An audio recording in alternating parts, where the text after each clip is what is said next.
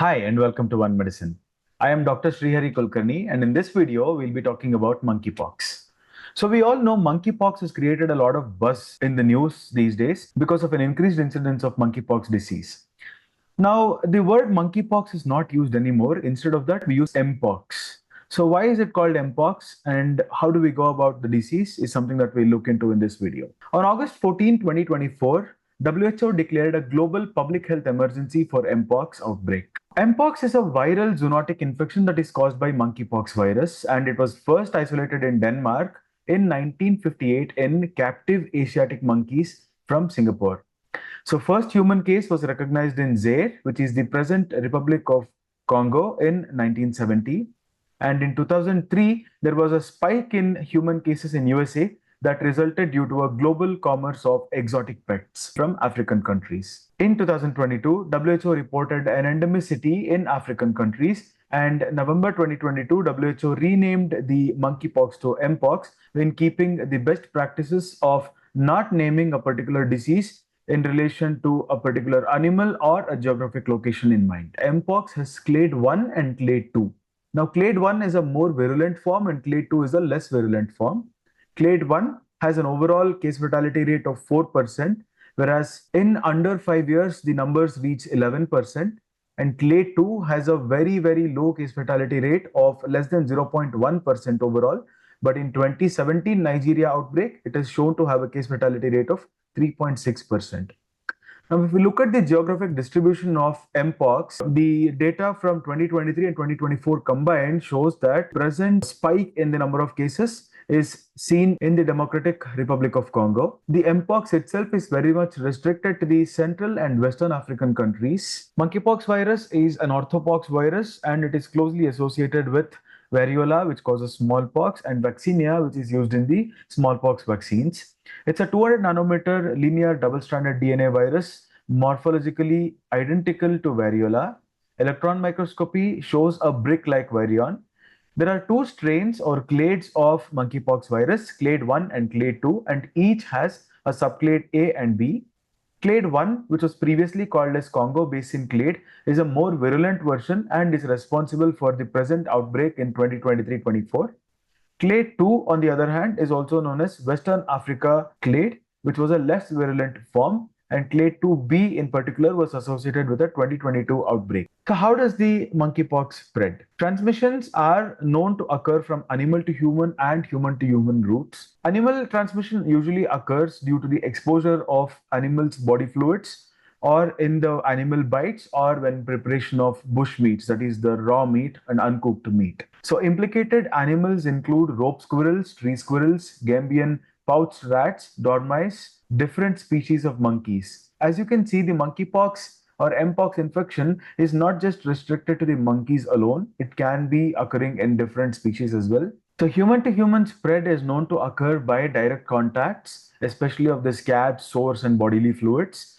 And vertical transmission is also known to occur. Respiratory secretions and fomites are implicated in the transmission of the infection, but they are not confirmed. The pathogenesis is very closely related to smallpox pathogenesis with an incubation period of 12 days ranging from 5 to 17 days. Viremia and dissemination occurs to organs as well as skin. The smallpox-like classical rash usually evolves over 2 to 4 days, followed by a complete recovery after 2 to 3 weeks. So the disease usually takes 3 to 4 weeks to completely recover. The clinical course can be divided into prodromal as well as clinical stage. Prodromal usually lasts for 2 to 5 days and is characterized by abrupt onset of fever, severe headache, myalgias, back pain, a marked lymphadenopathy, especially of the cervical, submandibular, and sublingual lymph nodes. Clinical stage usually lasts for 1 to 2 weeks and is marked by exanthems and complications. So on 3rd to 5th day of the disease, exanthems appear on the face and extremities and then on the trunk, sparing usually the palms and the soles. So if you look at the progression of the exanthem, it is very much closely related to the smallpox exanthems. So initial formation of early vesicle leads to a formation of small pustule and then an umbilicated pustule. The umbilicated pustule develops into an ulcerated lesion with crusting of mature lesion, and then the scab is formed and scab eventually falls off after 1 to 2 weeks. So in these pictures, you can see that there is a centrifugal pattern with hands and limbs being affected more than the trunks. Second image shows the crusts that are formed, and the third image shows the ulcerations. In endemic regions, usually we'll see a centrifugal pattern. That is, the exanthems usually occur in the face and extremities and then goes to the trunk. The papules, which are initially formed, develop into pustules, which become umbilicated and are covered with crusts, which separate about 10 days later, leaving very small scars. The number of lesions varies from few to several thousand, and the resolution of illness usually takes 2 to 3 weeks. So, if you look at the mucosal involvement, about 70% of the patients do have oral mucosal involvement, around 30% have genital involvement, and 20% have conjunctival involvement. There are certain complications associated with Mpox disease. CNS complications mainly are restricted to encephalitis and encephalomyelitis. However, there are deaths which are reported to encephalitis and encephalomyelitis. So there is a difference of opinion among experts when it comes to the development of encephalomyelitis or encephalitis in Mpox itself. Some studies have shown that there are no clear evidence of virus within the CNS fluids, and because of that, a para-infectious autoimmune process is also implicated in development of encephalitis and encephalomyelitis. A severe disease involving necrotizing form of Mpox may be seen, especially in patients with advanced HIV disease. Genital complications include penile edema and paraphimosis. Ocular complications include keratitis, necrotizing conjunctivitis, and patients can have permanent corneal scarring as well. Respiratory includes lung nodules with a coexisting HIV infection. Airway obstruction can be a presentation due to severe lymphadenopathy. Bowel lesions may lead to bowel edema, exudation, and also obstructions. Skin lesions may undergo secondary bacterial infections. So, disease is usually considered in a patient with rash, which is very closely related to the Mpox virus infection or smallpox like rash. And if there is a history of travel to Central or Western Africa, or the patient belongs to high-risk communities with increased detection of Mpox. So in diagnosis, there is a suspected case and a probable case and a confirmed Mpox case. Suspected case is a patient who has a new characteristic rash or meets one of the epidemiological criteria. Let's look at what epidemiological criteria is on the next slide. Probable case is when there is no suspicion of other recent orthopox virus exposure. Examples include vaccinia virus in ACAM 2000 vaccination, and if the patient meets a lab criteria, excluding the monkeypox PCR criteria. A confirmed case is when monkeypox DNA PCR is met. Epidemiological criteria is taken into consideration when the patient presents within 21 days of onset of illness and reports of having a contact with people with diagnosis of confirmed or probable Mpox, a patient who has recently traveled to a country with confirmed cases of Mpox or traveled to a country where Mpox virus is endemic. Patient has had contact with dead or live wild animal or exotic pet that is an African endemic species or used a product derived from such animals. Examples include game meat, creams, lotions, powders, etc.